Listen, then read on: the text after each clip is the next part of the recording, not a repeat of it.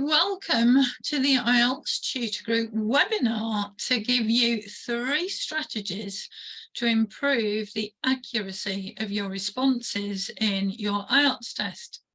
Now, obviously, I am working across a number of time zones here, and I've already had quite a few messages from people saying they weren't sure of the time, even though it was very clear on the posts on social media that it was 3 p.m. BST. For those of you who are not sure, BST stands for British Summertime. Not that we've got much summer, it's very grey outside, but at least today it's not raining. And the Zoom link that I have sent and shared with some people definitely had London on it. So you can always go into Google, and check 3 p.m. London, what does it mean in my time? And obviously there are all kinds of conversion charts that you can use. So I'm just giving people a chance to get logged in, because sometimes with Zoom it takes a while. Even if you are punctual, it takes a while to go through the system and be admitted. But anyway, while I'm waiting to see who we have, I'm just going to try and welcome you here. So it's great that you're joining me, whether you're joining me on catch up or here live. I wanted to do this webinar to obviously get to know some of the people that follow me on LinkedIn, on Facebook, and perhaps even on Instagram, because I very much appreciate, your likes, your comments, your appreciation of my posts. That's really, really good, and I would like you to continue doing that. So even if you watch this on catch up, then please keep on following, and also do interact. I would love to know your light bulb moments. What do I post that helps you? Did something really change your perception of things? But also, what do you want me to produce and create content for? And that's what this is about, really. That's what this webinar is all about. But I'm only going to give you 3 strategies today. 3 strategies that may not be the most obvious ones for raising your band score in IELTS. The first one is precision, or being precise in your answers. Say more about that in a minute. The second one you probably know as paraphrasing or using synonyms. That's really important. But you also, thirdly, need to be able to predict the types of words, the types of answers you are going to be asked for. More of that later on in the webinar, but prediction is really, really important to improve your listening and your reading score. And you will see an example of a student who perhaps didn't quite have that right. And then there will be time for questions. So you can raise your hand. Obviously, if you're here live, it'll be a little bit more difficult if I send you the webinar, but you will find ways to contact me at the end. And by all means, please send me questions via email or through DMing me, and I will do my best to answer them. So I'm just checking that I have pressed record, which I have. And off we go. So I'm asking people to introduce themselves in the chat, but at the moment we haven't got anybody in live, or at least people are being very quiet. And just a very little bit about me. You've seen me posting, but you may not have read my profile. I have been teaching English to both British children and foreign children for well over 30 years. I say children, but I have also taught 3 government programs for adults in Chile, which was helping adults get jobs in the hospitality sector, hospitality meaning cafes, restaurants and hotels, maybe even the odd cruise ship. I have been teaching Ielts for a considerable number of years, especially in China, where we had many 1 year, 16, 17, 18, 19-year-olds at the school I worked at, Wickham Abbey, who wanted Ielts to get into UK universities. And most recently, I have been teaching 9 international students at my local boarding school to get their IELTS in time to get their university place in October. So I have lots and lots of experience, but again, if you want to book a call, we can chat about that. So, how do you feel about IELTS? I'm hoping you're not as stressed and worried perhaps as the student in the picture. This is often how people feel about IELTS. It's something that you don't really want to have to do, or you feel you haven't got the time to do. And if you feel stressed about IELTS, put a Y in the chat. By the end of this webinar, I want you to feel much more confident about IELTS. It's really important to remember that IELTS is the world's most widely accepted English language test for study, work, and migration. So even if you were disappointed, perhaps, to find that your university application came back with a conditional offer on the basis of a successful IELTS test, you need to know that this is absolutely brilliant preparation for a degree in the UK or New Zealand or the States or Canada. And I saw another IELTS tutor on social media the other day reminding students that if they get the offer of a degree course with only a 5.5 or a 6, they should actually be very, very wary, because as IELTS tutors, we know you need a minimum of 6.5 and preferably a 7 or 7.5 to be able to do well in your degree. Oh, I'm just admitting somebody. Hello, Marita, good to see you. By all means, stay muted. I was just reminding any listeners live or on the recording how important IELTS is. It's the world's most widely accepted English language test for study, work, and migration. It's recognised by over 11,500 organisations worldwide, and every year 3.5 million tests are taken globally. So you have to remember this is well respected, and when you get your IELTS score, you can be very proud of yourself and you will have lots of opportunities. And so the aim of this webinar is to hopefully get to know you a bit better. By all means, put questions in the chat. And if we have time at the end, you can ask me some questions live and practice using your English. I want you to get results. I want you to be a successful IELTS student. And the 3 strategies I will share with you in this webinar will hopefully help you on that journey. So what am I going to look at with you today? The importance of precision.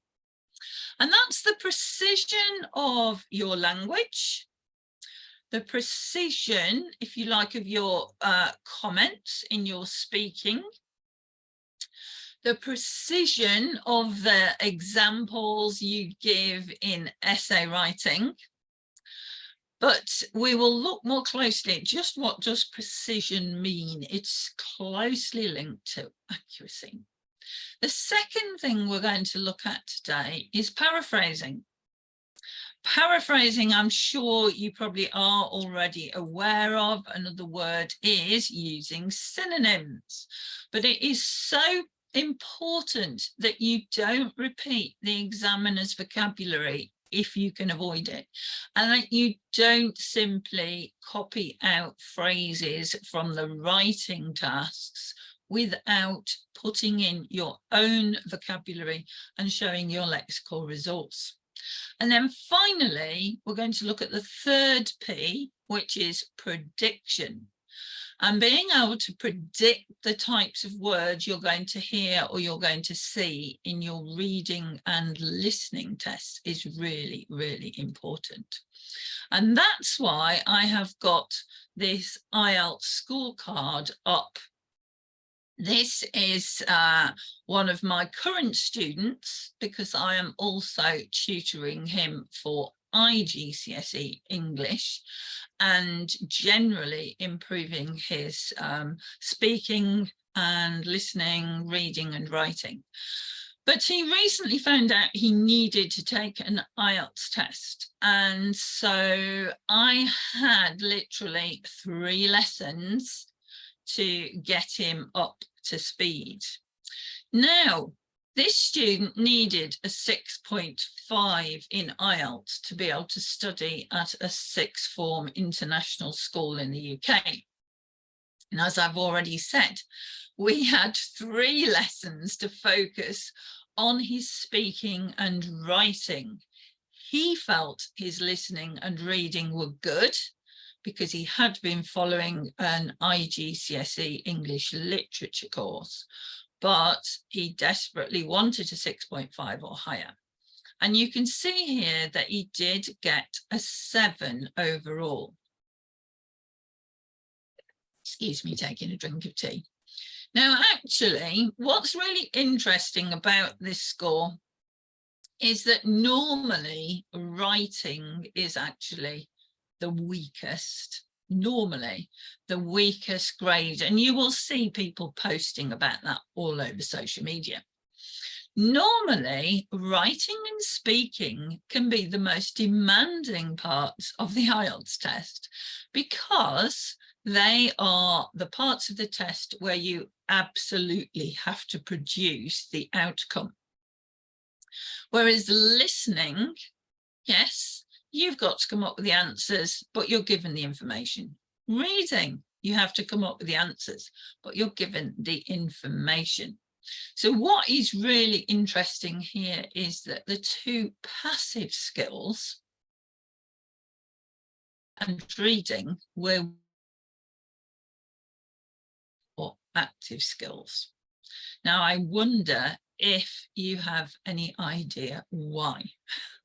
And by all means, put something in the chat if you want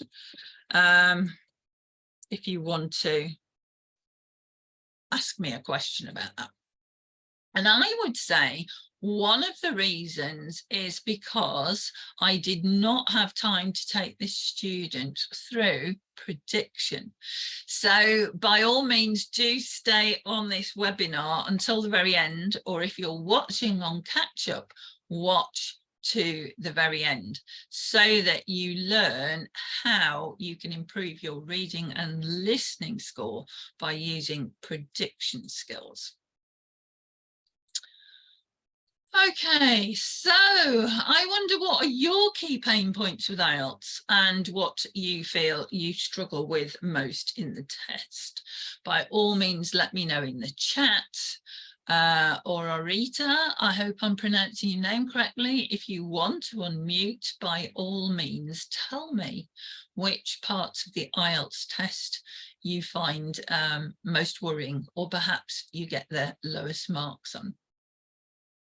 So it's important to know your strengths and weaknesses, because then when you practice, when you study, you make sure you're putting time and effort into the areas that need improvement. So as I said, the aim of this webinar is to give you 3 key strategies, all beginning with P, so I hope they're memorable. That's precision in your vocabulary and answers, the paraphrasing of vocabulary in writing and speaking questions, and prediction for improving your mark in reading and listening. And you can see here with these signs here, you can be precise in your language, but it may not actually hit the target. So you could write a task 2 essay with some fantastic vocabulary, but if it's not precisely answering the question, you're still not going to get a high IELTS mark. You might, of course, be spelling accurately. You might be writing good grammatical sentences, but again, not precisely answering the question, or not answering a question correctly. It may ask for advantages, disadvantages, and your opinion.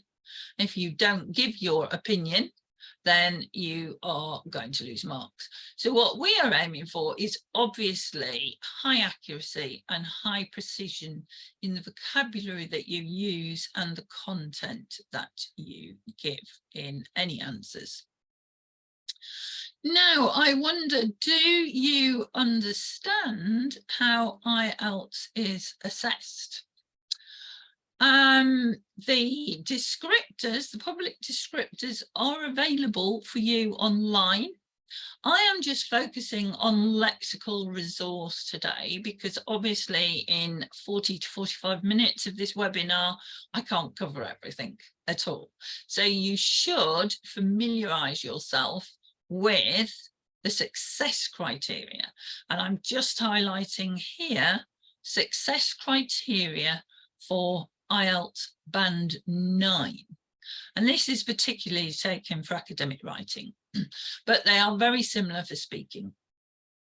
So you do need to use a wide range of vocabulary, but notice to get Band 9, you make very few errors. And I want you to notice this. Band 8, you convey precise meanings. That's why I'm looking at precision as the first important strategy today. Then for Band 8, very rare errors in spelling. So spelling is important, and English spelling can be very confusing.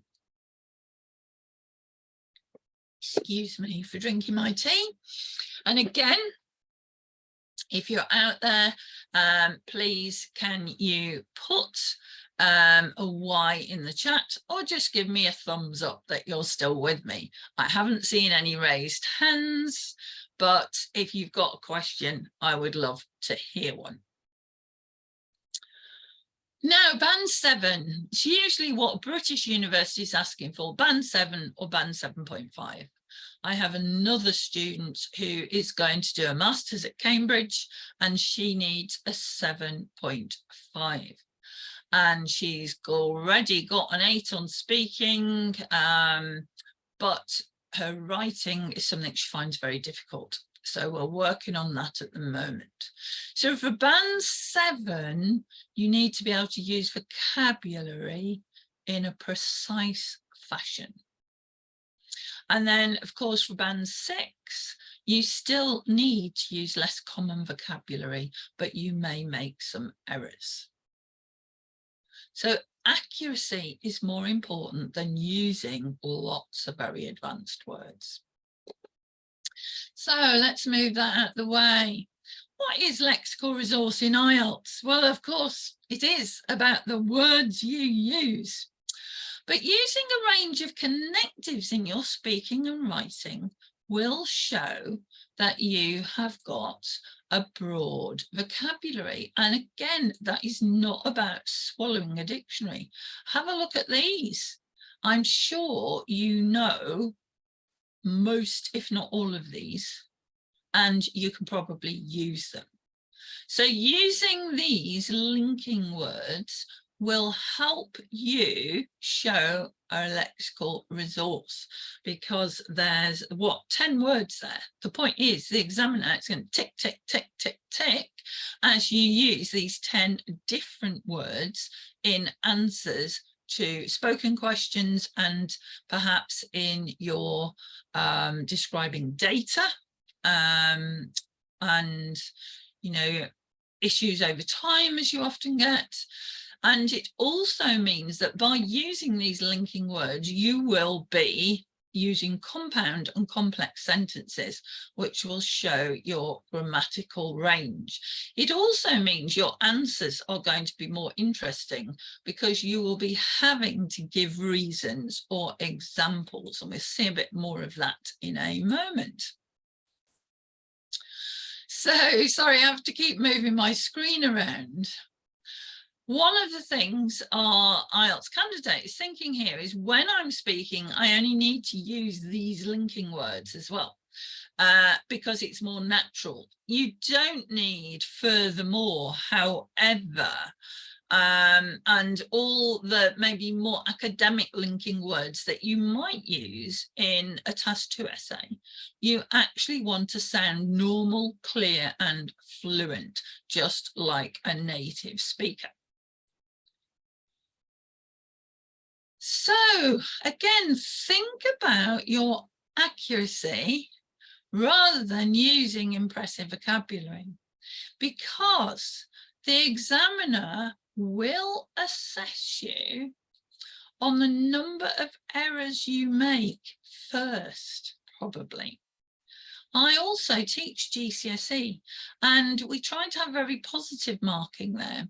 But you have to remember that in many ways, as error-free sentences are a key feature of the higher bands, you need to be doing all you can to ensure you are speaking or writing with error-free sentences. And that's why in IELTS, it's much more important to communicate clearly and accurately, rather than be trying to use lots and lots of advanced vocabulary. So if there are any questions, please post them in the chat or raise your hand. Here we have an example. Now, synonyms for like could range from, oh, I adore, I worship, I'm enamored with soccer. But no, that, is using synonyms that don't actually fit the context. Whereas the ones below, I enjoy football, I love tennis, I take part in soccer, I regularly participate in rugby.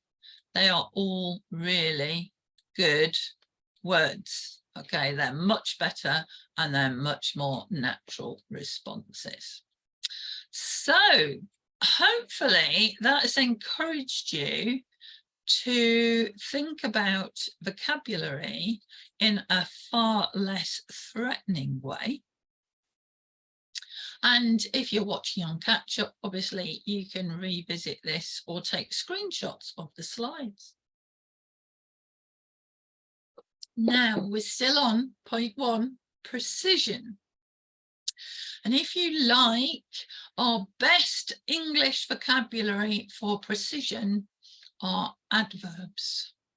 Right, adverbs, they're brilliant, really, really useful, particularly when you are writing task 1, academic, but really, whenever you are speaking or writing, you need adverbs. But you can see here, we have got adverbs of frequency, which are really important in graphs for task 1. But you'll notice these are also going to be really important when you are asked questions, like, do you like sports? Oh, I frequently, take part in sport.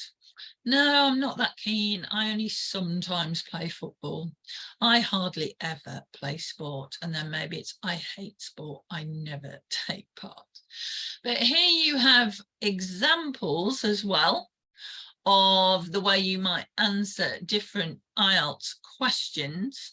And I will just move that off the screen for anybody who is watching in catch up or is really keen on grammar and subject, verb, order, and so on.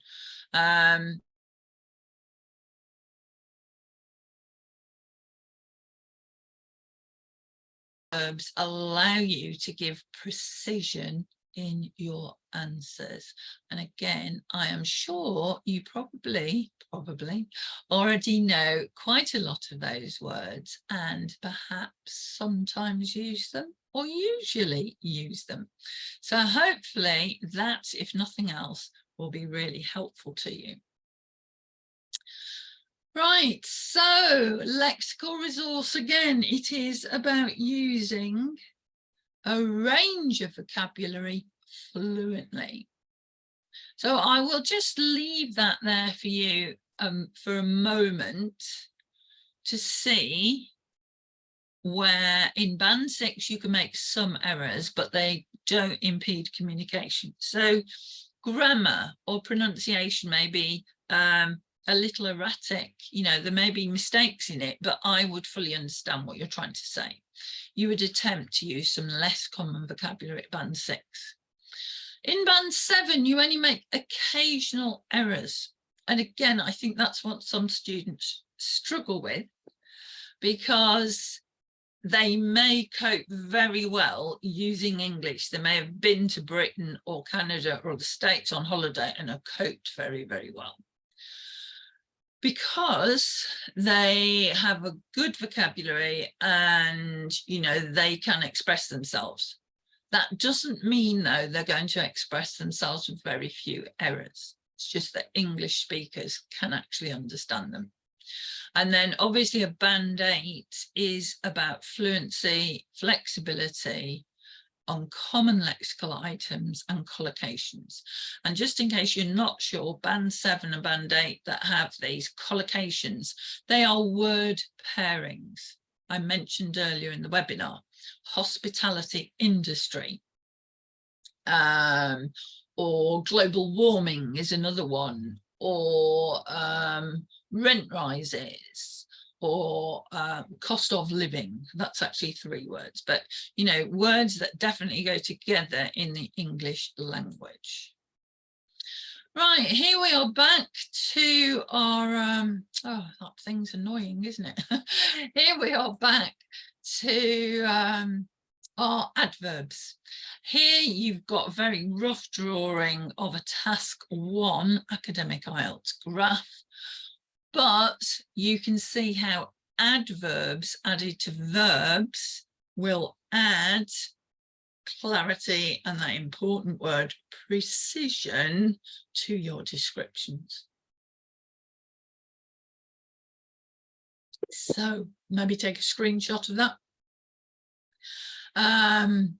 Also, obviously, our tenses, you're writing usually in the past tense there, but you can see all those adverbs we looked at on the previous screen will expand your lexical resource, will also allow you to write with precision, so should be moving you up through 7 and even into band 8. So speaking part 1, we're moving here and we're moving to the second P, which is all about paraphrase. And if you thought the first bit was long, each section gets shorter from now on. So paraphrase, why is that so important? Well, because showing your lexical resource and that you can use synonyms is really, really important. So, paraphrase the words the examiner uses in a question. Don't reply with the exact words used by the examiner. But also linking back to our first point, precision, if you can give more than one piece of information per speaking question, you are making your answers more interesting. You're obviously showing your lexical resource, but as I've already said, by using a compound or complex sentence, you're showing your grammatical range and accuracy. So the examiner may ask you the question, do you live with your family or with friends? I live, we're using the same word there, but I live with my flatmates. So you're not saying friends. I live with my flatmates in rented accommodation because I'm a university student. You've made your answer more interesting and you've shown a range of vocabulary. Have you learned any languages other than English? Oh, where's the answer gone? Let's see. Here, we're back to adverbs. Sorry about that blip. I'm not sure what happened to that slide. Do you live with your family or with friends? You can start an answer with an adverb. I hope you're realizing how important these adverbs are. It makes a direct link with the question. Actually, I live with my flatmates in rented accommodation because I'm a university student. Or actually, I live alone at the moment because. Here we go. Hopefully we got the answer on this slide. Have you learned any languages other than English? Another phrase that starts is a good start to any Ielts question. To be honest, I find English so difficult that I haven't tried to learn another language. And notice there, you are still using the word learn, but you've used a completely different grammatical structure. I haven't tried to learn another language. So you can still use similar vocabulary, but you change the grammatical structure and you will get higher marks. Another one, what kind of music do you like? Well, use a synonym and an adverb. Actually, I don't really enjoy music because, remember, always try to give 2 pieces of information. I prefer to listen to rock music. My favourite band is. Honestly, another adverb that's so important. I love classical music, especially, another adverb, Beethoven. On the whole, I choose to listen to pop music. My reasons are. So can you see, if you listen carefully to the keywords the examiner asks you, as you're listening, you're paraphrasing, you use the paraphrase or synonyms in your answer. And there are a few other ways that you can start to answer the questions. Please don't really just start with yes, I do, or no, I don't. That's going to, keep you probably down to band 5, might get you a bottom band 6. You want to be using linking phrases to get yourself into the answer in a way. And then you also want to be giving at least 2 pieces of information. You don't have to talk for ages, but more detail makes this more interesting and more like a conversation. So they're precise answers which give clear information and paraphrase the question will get you higher marks. So precision again and paraphrase. We have the 2 together. So IELTS speaking, and there is the example of an IELTS card on clothing and fashion. I might actually speed up a little bit here. So that I complete this webinar in good time. But some people say there's no planning involved in speaking right. Well, that may be true, again, if you want band 5. You definitely need to plan for part 2. Hopefully you're aware part 2 is when you get chance to speak for up to 2 minutes, and you are given 1 minute planning time. And you can see there in part 2, you have 3 bullet points and an explanation. And as I hope you've already learned, you should be paraphrasing the question as you hear it. That slide should be hidden. Right, so do you like shoes? How often do you buy shoes? Do you prefer comfortable or good-looking shoes? Have you ever bought shoes online? Now, just for speed, in a way, I'm not going to go through all this in detail, but you can see there are some synonyms. But this is one, you know, that question you should be thinking of. Do you buy shoes for comfort? So we've already got a different form of the adjective, or good-looking shoes. So what other words could we use for good-looking? Stylish, or of course fashionable, on trend. You know, so immediately there are words in the question that should allow you to show your lexical resource and smash your IELTS score. Part 2. As I've already said, you have 1 minute to plan, and you should definitely be planning. Don't just sit there for 1 minute. You should have a pen or a pencil, piece of paper, and be jotting down key vocabulary or even tenses, because notice here the tense, trying to get my annotation tool, you know, they want you to be using past tense here, where you bought it and the occasion you wore it for. So although this is in the present tense here, the second 2 bullet points are definitely asking you how it felt, and to use the past tense, one of the past tenses, and it is your long turn. The examiner should not be having to prompt you on this one. If they are doing that, then you're not doing too well. So just some other tips here. Adjectives will precede the noun, but can extend your lexical resource. And I've given you some here. You're asked about shirt or a dress, but you can put an adjective before that word: formal shirt, a dress shirt, a short sleeve shirt, a long sleeve shirt. It might have been a striped shirt. It might have been a spotted shirt, might have been a branded shirt, tailored or fitted. You can do the same with a dress.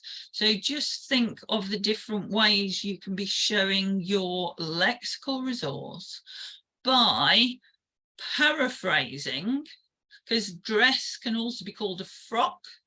A shirt for a woman can also be called a blouse. For a man, you might talk about a top. So there are synonyms, but we're also back to that first point about precision. Using adjectives before the noun mean you give a much more precise answer, but also a much more interesting answer. And part 3. Well, part 3, I hope you know, is actually meant to be like a conversation with the examiner. Excuse me, and it's asking for your comments and your opinions. So again, notice the tenses. A lot of this is in the present. Why do people like to go clothes shopping with friends? Think about words like, well, it's sociable. People like to have positive opinions from friends. You often like to buy clothes that other people are going to like. But you also get a question about how fashions have changed over the past few decades. So you might talk about clothing in your grandparents' time, your parents' time. And then you are being asked to predict, and we're coming to our third point about predictions. How do you think fashion will change in the future? So you're having to use a present tense, past tenses, and future tenses there. You will be tested on all three in the exam, so get prepared. There's another P, good preparation and planning. So yes, the tenses are really, really important. And of course, although this is a speaking test, there is such a lot of listening in the speaking test to get the answers achieving the highest marks. You must listen very carefully and not just dive into your answer. Oh, I've put a link there. You can probably just remember soundcloud.com. There are actually quite a few recordings of IELTS tests, and you might find those useful. And if you want to screenshot this and go to that particular one, it really does answer all these questions. So you might find that a really useful listen. So part 2 we know is the long term. You should plan for 1 minute, make brief notes, but on all 3 bullets, give reasons for your thoughts and your feelings. Now, I was going to give someone the option of answering this one. It was going to be a race in a way, who felt that they wanted to go live doing the 2 minutes IELTS answer, but I don't think we'll do that today. But there you go. Describe a holiday you enjoyed reading. Sorry, a holiday you enjoyed reading should just be a holiday you enjoyed. We did have a question about a book and where it was, when it happened, whom you went with, and what and why you enjoyed it. Here's the book question. But I'm not going to go through all of this. But again, do people in your country like to read books? So please be prepared. There's the other P. For these different topics that come up in IELTS. But I'm going to move on from that. Right, number 3, if you are watching on catch up or a reader, you've been very patient.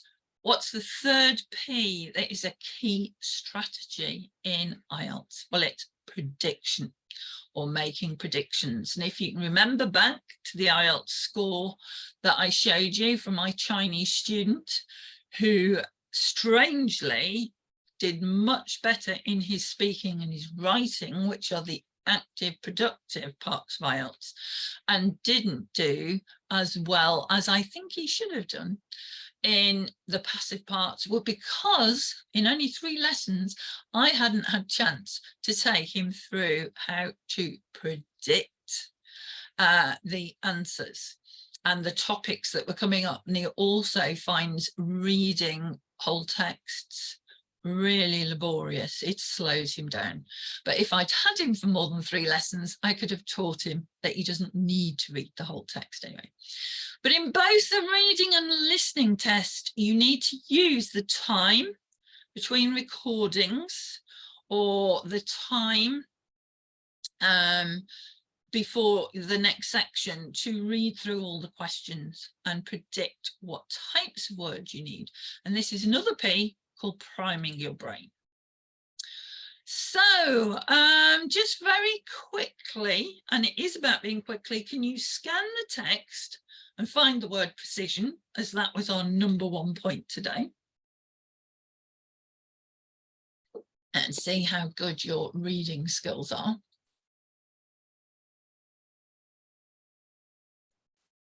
Have you found it yet, I wonder, Rita? Right, there's the key word, and that was our first point. Okay, so we've got precision done.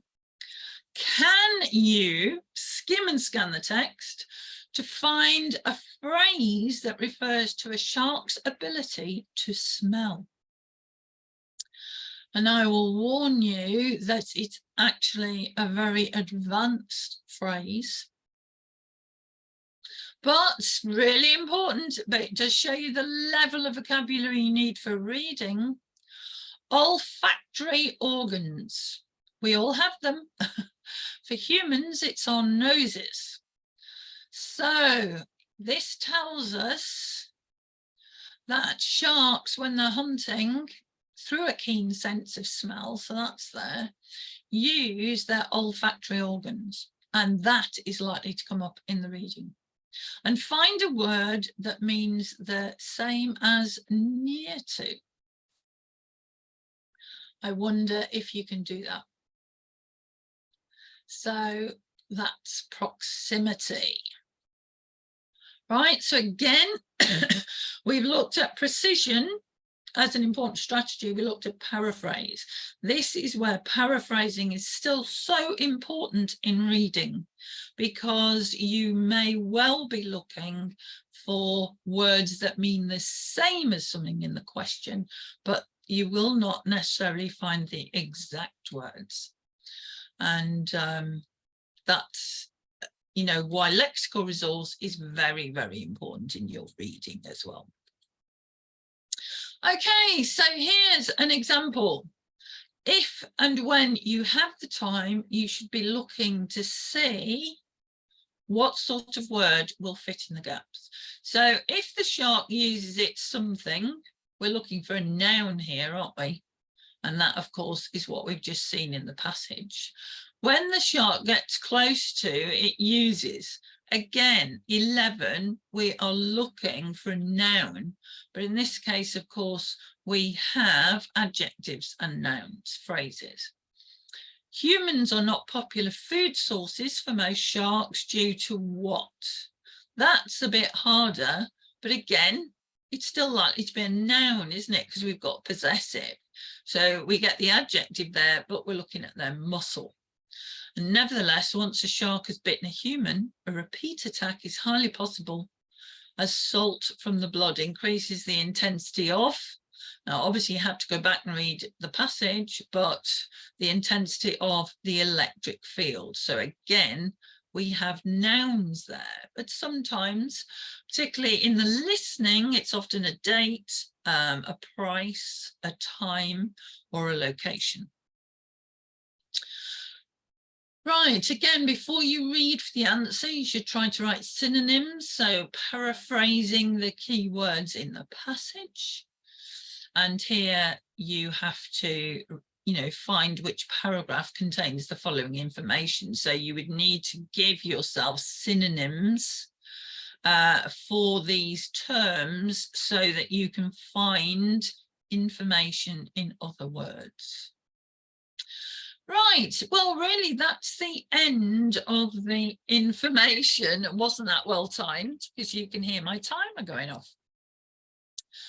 But I hope those three things, you know, precision in your answers and your vocabulary, the paraphrasing of words in the questions, and then the prediction of the types of words you're looking for in listening and reading will really help you with your accuracy. So now I want to take you quickly through 4 ways in which you can work with me. And yes, in a sense, I'm selling because I'm a business, but if you want to ride a bike with me, in a way, it may be slower, but it's free. So for free, you can join my private Facebook group. You can find it. It's the Ielts Tutor Group, #ITG on Facebook. But I often put out posts that invite people to join. But it's a place where you can go to my website, www.ieltstutorgroup.com, and there is a free course on there, a free quiz, and you can join my mailing list. Now, the easiest way to join my mailing list is to take the quiz at the end of the webinar, but I will actually put it in the chat now. You can complete that literally in 2 minutes, but you will go on my mailing list there, and you'll be the very first person to take the quiz because it's literally hot off the press this afternoon. But I would love to know how you find it. Now, secondly, you know, you may feel you haven't got the time. Some people have only 4 weeks to prepare for IELTS, and you don't want to be riding a bike. Well, you can enroll in my self-study course for academic writing. General training is coming very soon. There is the link there on the screen, which again, I might be able to put in the chat, or can I? I'm not sure I can put it in the chat now. So if you go to the website I mentioned, though, I have a 20 lesson strategic course.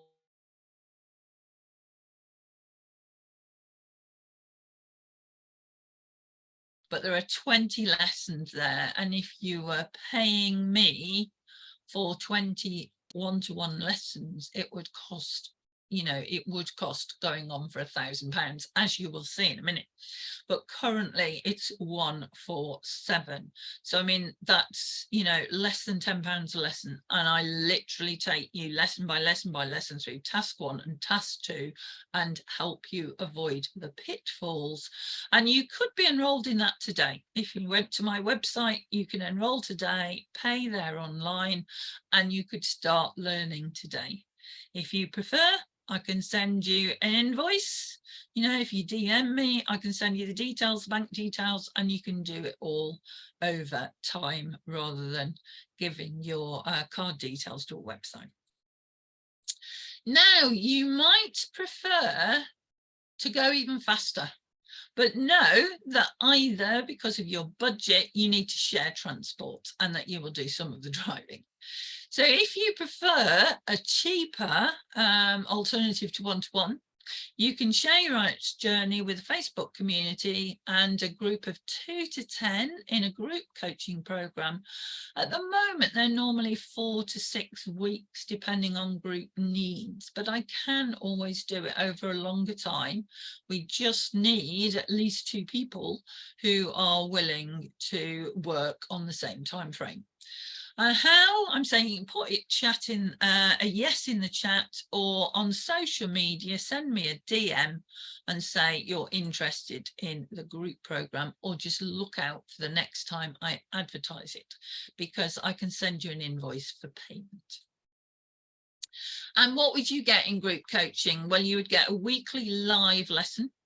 You would get full 12 months, sorry about the typo again, full 12-month access to the online writing course on my website. That's the 20 lessons, and downloadable workbook. Obviously, in group coaching, you get weekly accountability by email or WhatsApp message.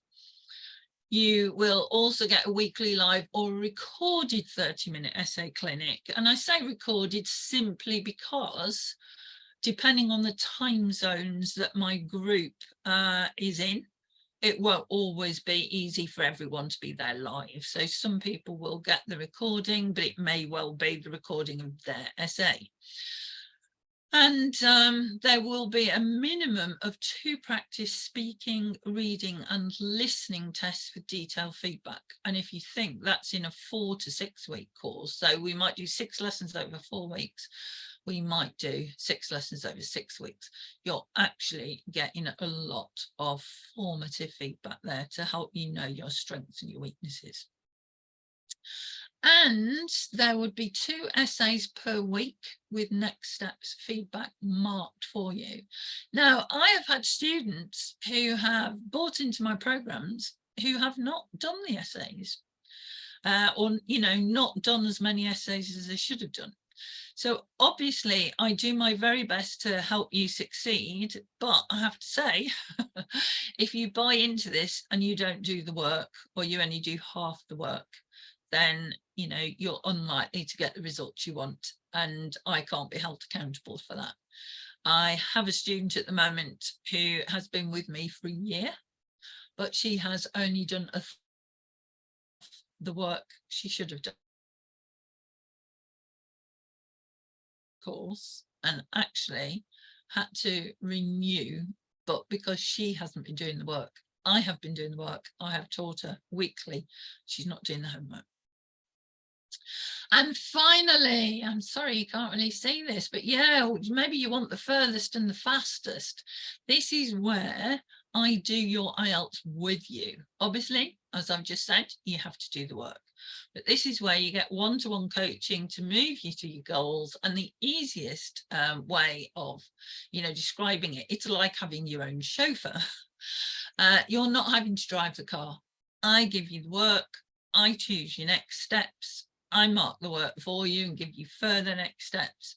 I sort of make you accountable. I give you checklists. I give you essay plans. I remind you what you should be doing. Again, if you don't do that, I can't really be held accountable for your results. But imagine what it's like to have stress taken out of IELTS. Trust your driver, or in your case, your tutor, to get you there on time. You have work to do. There are no magic ones, but you get one-to-one support, clear strategies, clear feedback, and your next steps. The harder you work, sorry, typo again, the more I do, because if you write 2 essays a week, I'll mark them. And here I'm sort of promising, if you write 3 essays a week, I'll mark them for you, because if you're a really keen student, I want you to get there. So again, how can you work with me? DM me on social media, or just put a yes in the chat and I will send you an invoice for payment.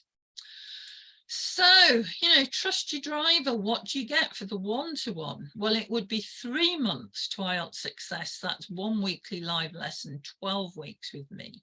We can do it over 4 months, but full 12-month access to my online writing course, weekly accountability, email support, WhatsApp support, weekly marked essay feedback, and I'm saying up to 24, a minimum of 4 practice speaking, reading and listening tests with detailed feedback. So this really is, you've got the chauffeur, but because you want to be getting on with loads of work in the back of the car.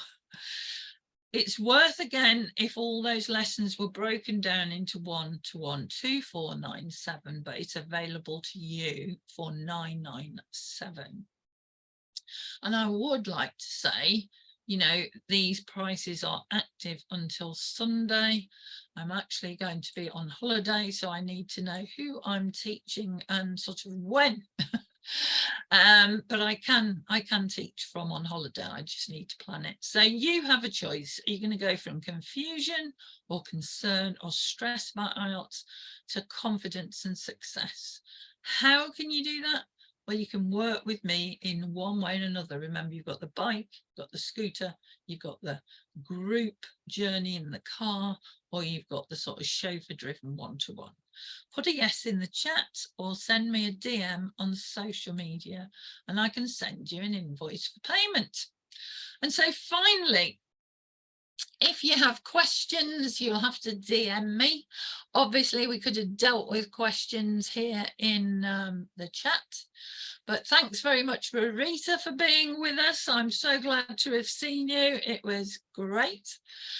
You can email me, academicmanager@ieltstutorgroup.com, and I can actually put you on my email list. I normally email my subscribers once a week with top IELTS tips.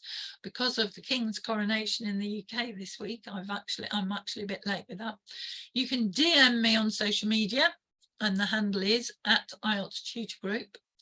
And now I would love you to take my IELTS motivation meter quiz. Just how motivated are you? Is it like that? Light bulb moment to get the IELTS band score you truly deserve. And this IELTS motivation meter at scoreup.com really is hot off the press. I didn't think I would get it finished, but I have. So if you take the quiz, either after the webinar when I send you the link, or Rita in this case, I've put the link in the chat before we close this webinar. Please take a copy of that because I would love you to take the quiz. It literally takes 2 minutes. You might even do it in 1 minute. And it will come through to me. I will have your email address. I can put you on my subscriber list and you will get an email from me nearly every Monday, usually every Monday, which will have key links to helpful things for IELTS and key teaching tips. And again, we'll let you know of any offers that I have where you can work with me, whether that's in a group, one-to-one, or self-study on my online course.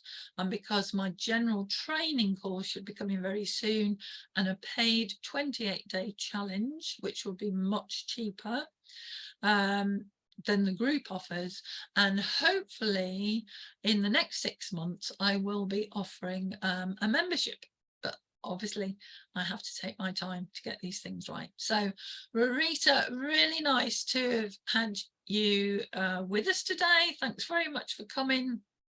I hope you found it useful. Again, if you want to email me at Academic Manager or give me some comments in a DM, I would love to know if you have found this useful, you know, what was good, perhaps what was a light bulb moment, perhaps if some things were a bit confusing or I went too fast, you know, maybe I speak too fast, please let me know, because I want to make sure that the next web